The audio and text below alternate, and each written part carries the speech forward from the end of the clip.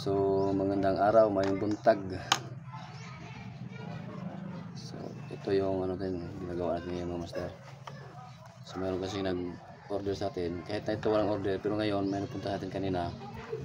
So kukunin niya itong isa. So gagawin natin to. Ito meron na itong mga connection para sa positive at negative. Tapos meron dito sa ilalim yun, no, yung wire niya para dito sa connection. Tapos yung takip niya meron ring spring. So kulang lang dito is yung connection niya dito para sa pagdugtong sa pag-lock niya, meron ng connection para sa negative line. Ito. So sa ngayon, ito na yung switch niya. So ano na lang natin. Yan o, straight pa yan. So para maganda yung tama sa pag magano siya mag-switch. Yan na ito, ibaluktot natin parang i-curve line natin ito. Gawin natin parang circle yung dulo. Yan o.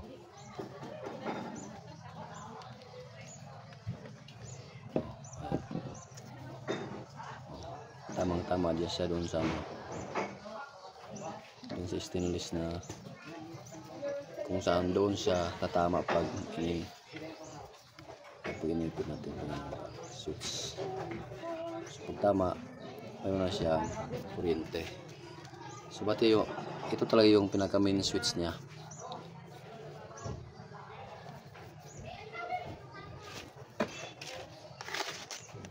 So ayan, binigyan na yung epoxy itong butas dito para hindi makapasok yung dagat na bawa butas yung interior. Hindi pa rin siya makapasok ng dagat ito.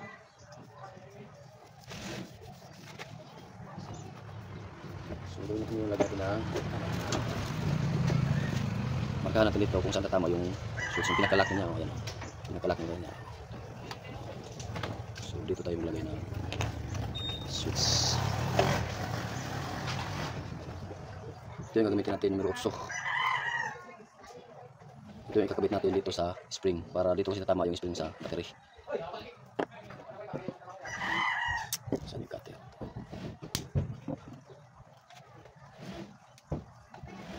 So ito yung tusok natin, yung butas din sa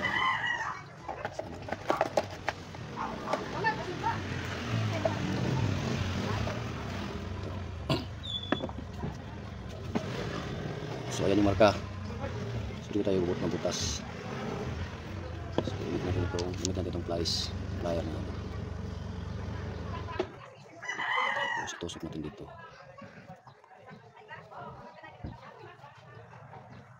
Kailangan yung sentro kasi pag diyan mo sa sentro, sa gilid dadaan yung wire. So dito siya dadaan sa groove pag dito yung sentro yung pagbutas niya.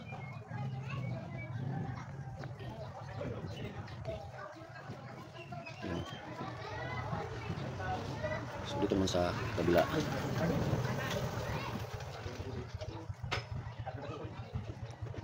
ganun pa rin, kailangan pa natin yung sentro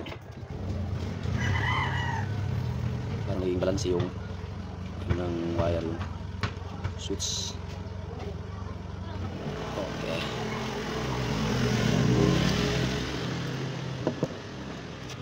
so pwede natin ipasok itong UI ng rotso.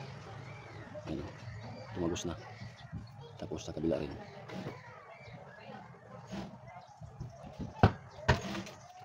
Ayan. So gawin natin, itatali natin dito sa spring.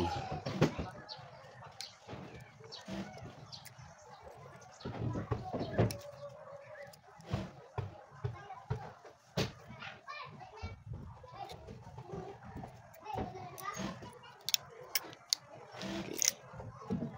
Iikot natin para may tali ito sa spring. Tapos ikat ng sobra. Tapos iikot natin ng ayos ito. Ito lang.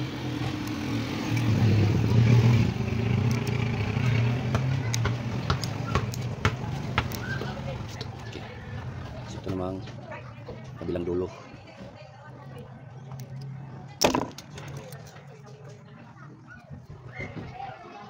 Tarik lang natin dito sa spring. Ayan.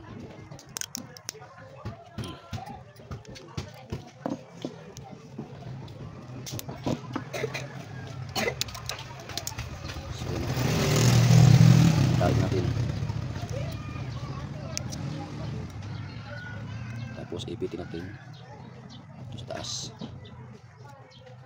So parang ganyan na yung itsura.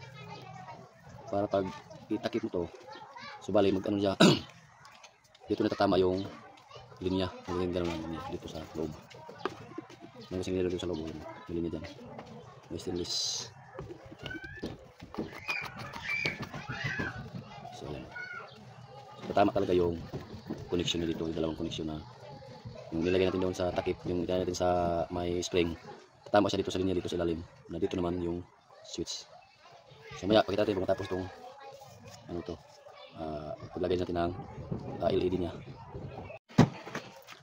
So ito yung gamitin natin ng salamin ng master, yun o, 1/4 yan ang kapal, 1/4. Makapal talaga yan, yung para sa DIY diving flashlight natin. So medyo matalim pa no.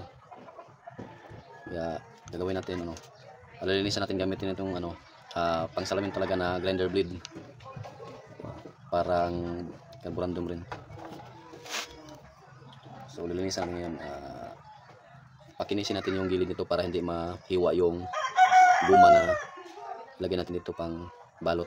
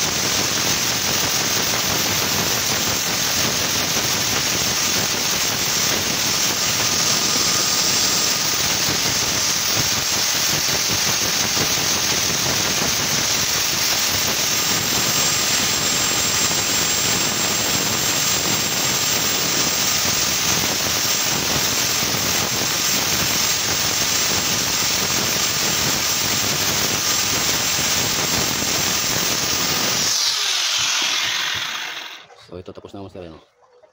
Makinis na yung gilid. Yan, makinis na. So hindi na mahiwa yung guma na gamitin natin dito. So ito na yung ginawa natin ng master, oh. Tapos na. Yan oh. May nakaano tong battery pero ano lang, mahina lang yung battery. Kasi pang ano, pang testing lang. Yan oh. May ilaw na.